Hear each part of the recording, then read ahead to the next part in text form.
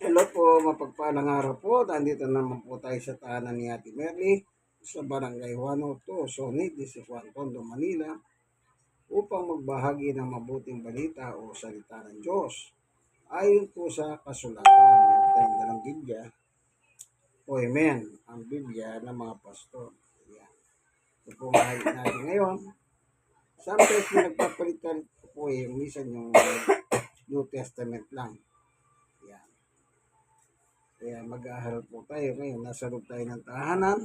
Kahit namulan, walang problema. O, ito po sila. Yan. Yan. Yun. Pagkatapos meron pa po doon yan. Bali, hindi man natin sila nakikita ng gusto, pero nakakapaginig din po sila. Kasi sa loob ng bahay kasi yun, siyempre, kalat naman yung salita. Yan. Ibig sabihin, hindi naharangan. O, bago tayo papalaw, tayo muna ay mananalangin sa Diyos. Panginoon Diyos, amin Ama, minsan ka, samahan mo po kami sa aming pagbubulay ng iyong salita. Buksan ng mga kaisipan, ng mga damdamin, puso ng bawat isa. Sa ngalan ni Jesus. Amen.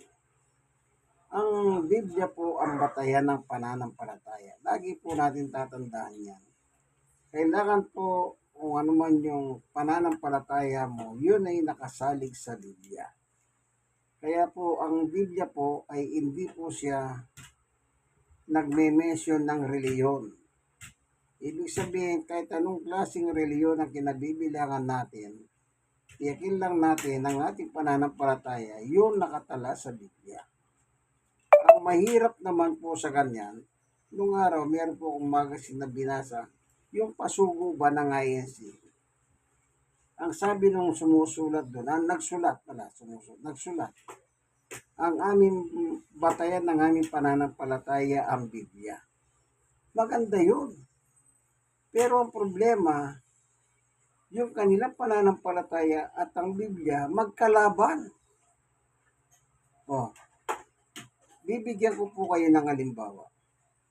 Halimbawa, naniniwala po sila kay Pablo bilang apostol ni Jesus. Pero, hindi naman po nila pinaniniwala ng sulat ni Pablo. Mahirap po bang intindihin yun? Ang sabi niya, ang batayan ng aming pananampalataya ay ang Biblia.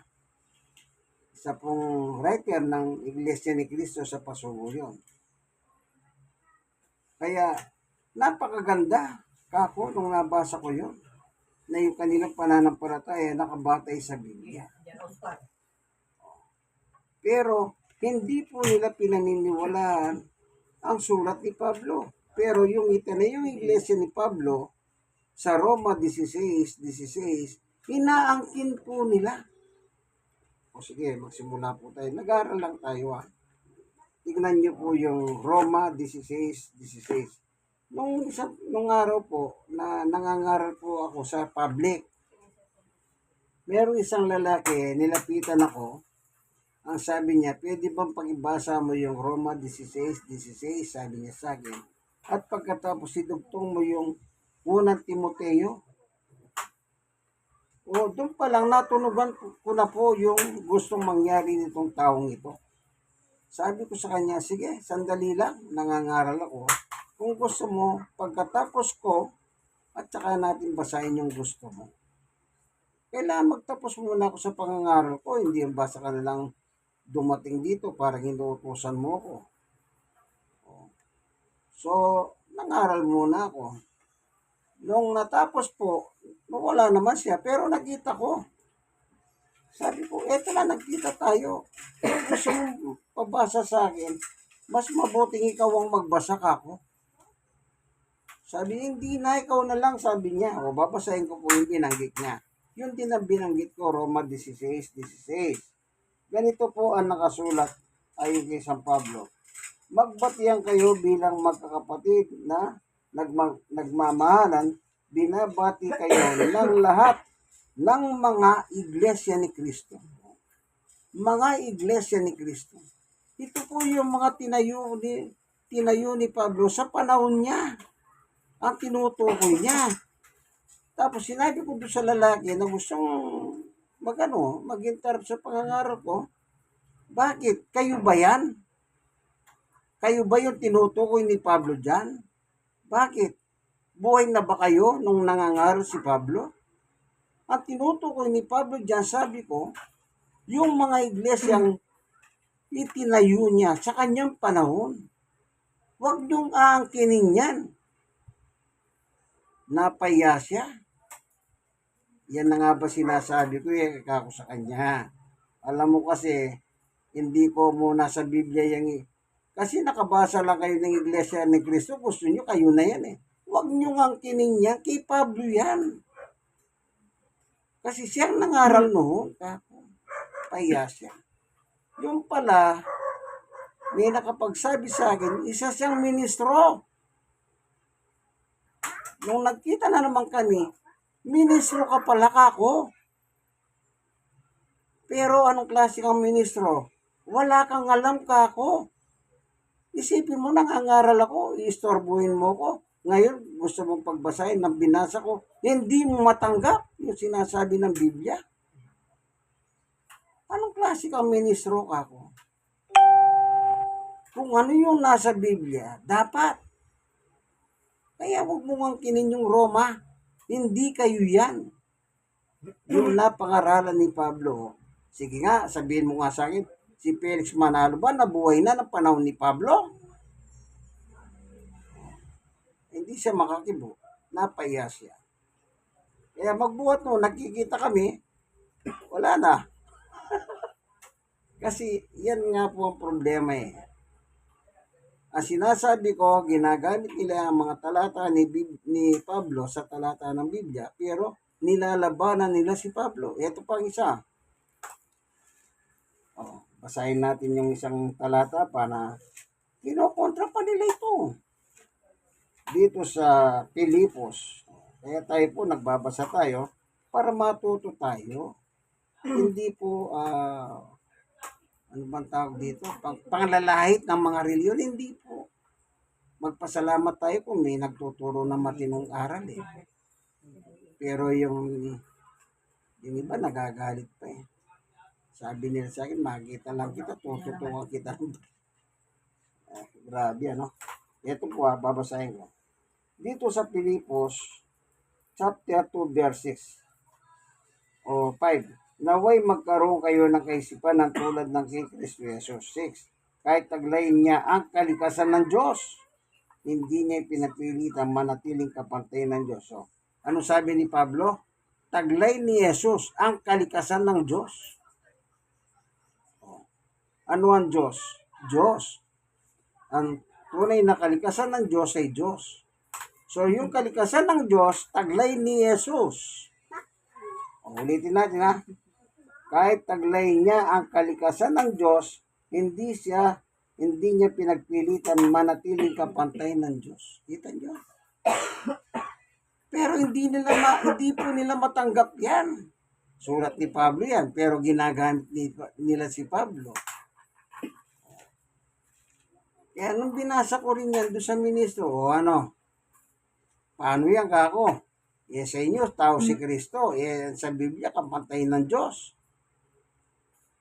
Ibig sabihin kapantay, magkalaban. Hindi, pantay sila. Kasi magtatay sila. God the Father, God the Son. Tingnan pa natin sa Colossus po. Kaya kung minsan po, yung pag hindi ka talaga well-versed sa Bible, kung ano lang po yung naituro sa iyo, parang yun lang ang tinatandahan mo. Kaya lagi ko sinasabi, magbasa kayo ng Biblia. Mas maganda marunong kayo magbasa. Alam niyo, meron po ako pinupunta sa Dagupan. Hindi sila marunong magbaklat ng Biblia. Pero pinagtsatsagaan ko po. Ako nagbubuklat ng Biblia, sila lang ang bumabasa. Para matuto po sila. Colossus, meron pang nakalagay dito naman po, dito sa Colossus 1:19. Sapagkat minarapat ng Diyos na ang buong niyang kalikasan ay manatili sa anak. Yung buong kalikasan ng Diyos ay manatili kay Jesus, anak. dito sa 2:9 ng Colossus pa rin. Sapagkat ang buong kalikasan ng Diyos ay nakikristo sa kanyang pagiging tao.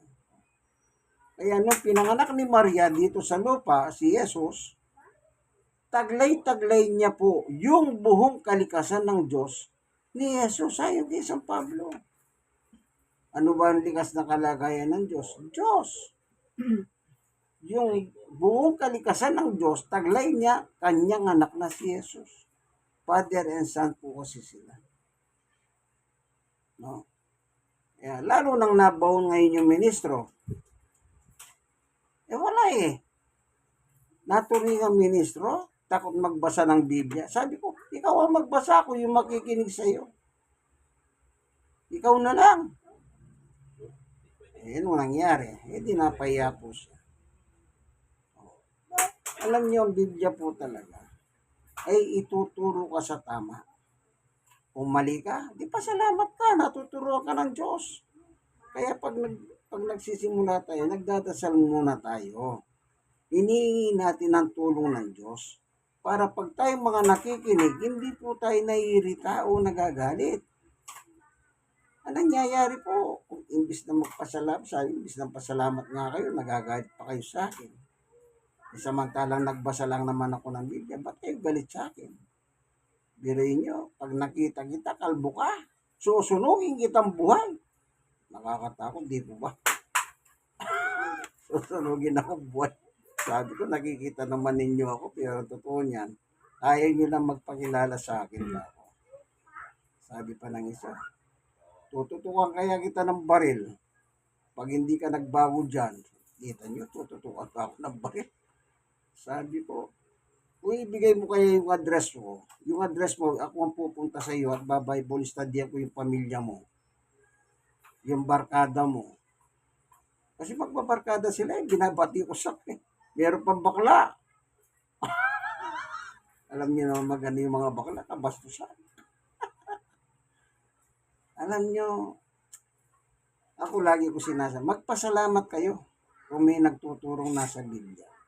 Yung tamang nasa Biblia, yung iba yung binabasa nila, iba yung dinideliver nila. Magkaiba po yun. Magkaiba yun. Kaya, mas maganda, yung pananampalataya mo, nakasalig talaga sa Biblia. Yung nasa Biblia talaga. Hindi yung sinabi ng pasugo nila, ang pananalig namin ay nakasalig sa Biblia. Pero yung Biblia mismo, kinukontra nila. Ano yun? Halimbawa si Jesus, ito po ang sabi po rito sa 1:17:3, para po makarating ka ng langit. Ang langit na pinag-uusapan natin. Babasahin natin. Hindi tayo nagkikipagkwentuhan lang ng kung ano. Nagbabasa. At nakikita naman po nila, di sila magagalit na sa akin. Si Ate Mayat, yung matanda sa akin yan, babato ka. 17:3, ang sabi po ng kasulatan, at ito ang buhay na walang hanggan, ang makilala kanila na isang Diyos na tunay at si Yesu Cristo na iyong isinugo. Para makamit mo po yung buhay na walang hanggan sa langit, kailangan dalawa yung makilala mo. Una, isang tunay na Diyos, yun po yung tatay, God the Father. At si Yesu Cristo na iyong isinugo. Ngayon, sino si Jesus sa Biblia? Hindi tayo gagawa ng sarili natin senaryo. Babasahin po natin para makamit po natin yung buhay na walang hanggan. Ganito naman po yung nakasulat sa ibang talata.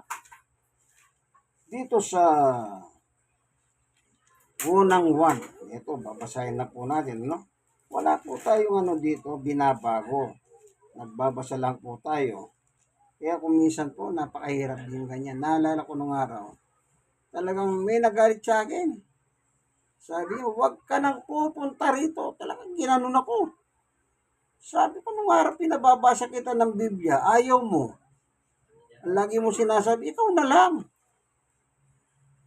Pero dumating yung asawa mo, kasi dati po yung asawa niya nasa Bisaya . nung wala yung asawa, mukhang mabait naman yung lalaki. Pero nung dumating yung asawa, biglang nagbago ng ugali. Sabi, huwag ka nang pupunta rito. Sabi ng asawang babae, oh, ayaw na kitang makita. Akala mo, nakita na ako eh. Doon lang kami nagkita eh. Umuulan yung bapa. Hanggang tuhod yung tubig. Isipin nyo ba, pag lumabas siya ng kalsada, hanggang ita yung tubig. Diyan sa may Santo Niño po. Isipin nyo, kahit ng bulan, dinadalaw ko sila. Hindi ko sukat akalain na gano'n ang maranasan ko. Kaya samantalang paglabas ko sa kalsada, hanggang hita na po yung tubig. Dinuro-duro ako gano'n. Sabi ko, ngayon yun na ako makita, hindi huwag na tayo magkita-kita. Pero nasa loob ako ng bahay, kinakabahan ako, baka bigla akong pagbabatukan eh. Wala akong laban, nasa loob ako ng bahay nila. Alam niyo, saan ako nakatingin? Sa pinto. Pag umalba sila, tatalon ako. Pinto. Mahirap nasa loob ka ng pamamahay nila. Pwede ka nilang kasuhan. So, balik tayo sa aral. Ang sabi po ni Juan, unang Juan 1:1, sumulat kami sa inyo tungkol sa kanya na sa simula pa siya na ang salitang nagbibigay buhay. Siyang aming narinig, nakita at napagmasdan at nahawakan. 2, nahayag ang buhay nito, nakita namin siya, pinatotohanan namin at ipinangangaral sa inyo. Ang buhay na walang hanggan, nakasama ng Ama at nahayag sa amin. 3, ipinahayag nga namin sa inyo ang aming nakita at narinig upang makasama kayo sa aming pagkikisa sa Ama at sa kanyang anak na si Jesucristo. 4, isinulat namin ito upang malubos ang aming kagalakan. Sino tinutukoy po rito? Si Jesus. Siya po ang buhay na walang hanggan. Okay. Tapusin natin. Sa 5:20. Ganito naman ang kalagay. At nalalaman nating naparito na ang anak ng Diyos, si Jesus. At binigyan niya tayo ng pangunawa upang makilala natin ang tunay na Diyos at tayo nasa tunay na Diyos sa kanyang anak na si Jesucristo. Siya ang tunay na Diyos at buhay na walang hanggan. Ano daw po si Jesus? Tunay na Diyos. Kasi po ang kanyang ama, tunay din pong Diyos. Kaya kung ano po yung taglay ng ama, taglay ng anak, ang sabi ni Pablo. Taglay ni Jesus, yung kalikasan ng kanyang ama. Ano ang kanyang ama? Tunay na Diyos. Ano si Jesus? Tunay na Diyos ayon sa talata ng Biblia na binasa ko. Wala po tayong dinagdag rito. Binasa lang po natin para lang magkaroon tayo ng katibayan. Ang mahirap yung sinasabi mo nakabatay sa Biblia, pananampalataya mo, pero hindi ka naniniwalang tunay na Diyos si Jesus. Sa Iglesia ni Cristo po na itinayo ni Yumao Felix Manalo Isagon.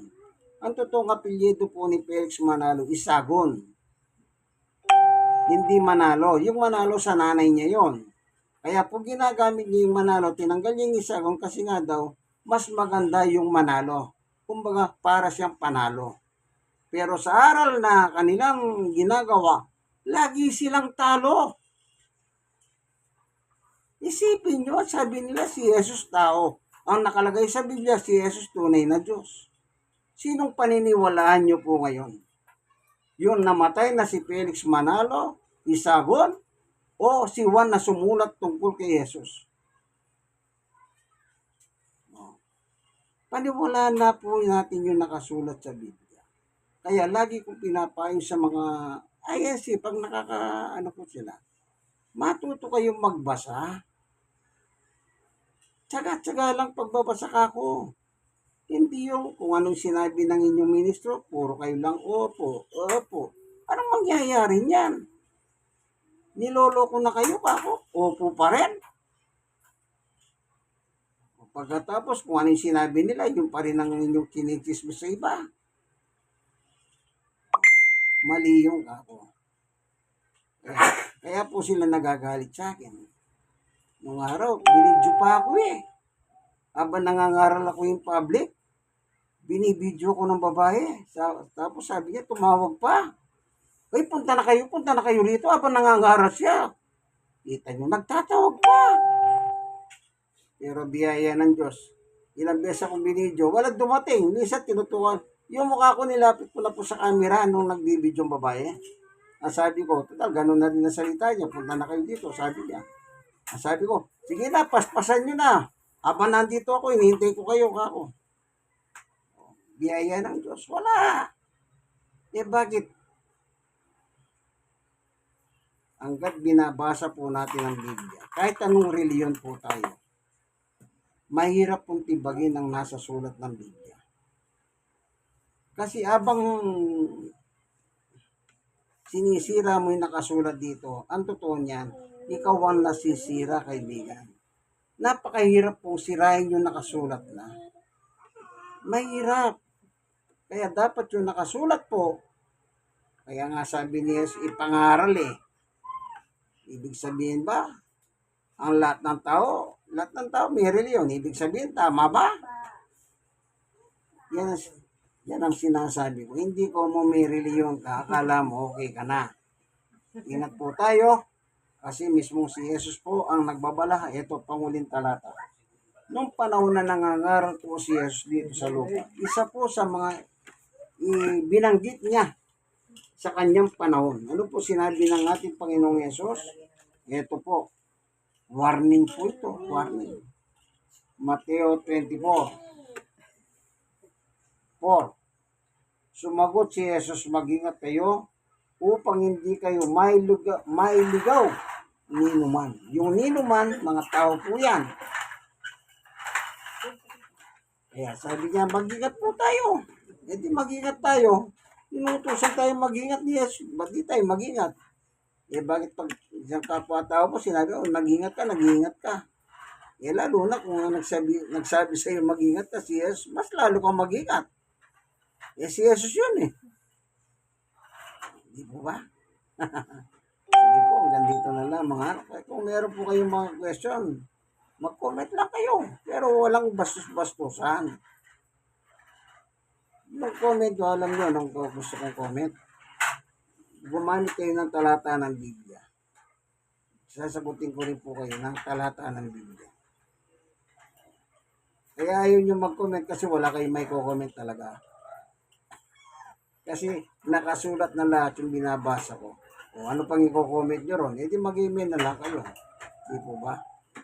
Ayan. Salamat, Panginoon Diyos, sa iyong pagtuturo sa amin, pagtsatsaga mong pagtuturo upang malubos po ang aming unawa sa iyong turo at aral. Salamat po sa ngalan ni Jesus. Amen. Sana po mayroong naiwan sa inyo kahit pa paano. Gumamit po ko ng Biblia kung gusto nyo ko sundin. Gumamit din kayo ng Biblia. Any Bible po, tanggap po yan. Hindi po namimili ng Biblia. Hindi kagaya ng iba na namimili sila ng Biblia. Hindi po. Pare-pareho lang po yan. Walang problema dyan. Ang may problema dyan, yung utak ng tao na nagbabasa.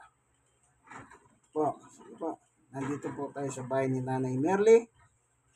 Barangay 102, Sonit, District 1, Tondo, Manila. Minsan pa para makita niyo po, baka akala niyo hindi natin totoong kasama natin sila. Ayan. Yan, magbiyana po yan, pareho sila maganda. Ayun, nandun naman po sa bandaron yung mga anak nila. Ano po? At ito yung, ayan, asa na? Hindi ko nakikita. Ayun, oh. Ayan, oh, kaway. Kaway ka, ayan, oh. Hi. Si Bunso. Sino yun? Naiya si Bunso. Yan, oh. Hindi ba ikaw yan, oh? Hi. Oh. Okay ka na. Hi. Ayaw? Medyo parang nano yata siya. Wala sa mood, sabi ng nanay. Masayo kanina.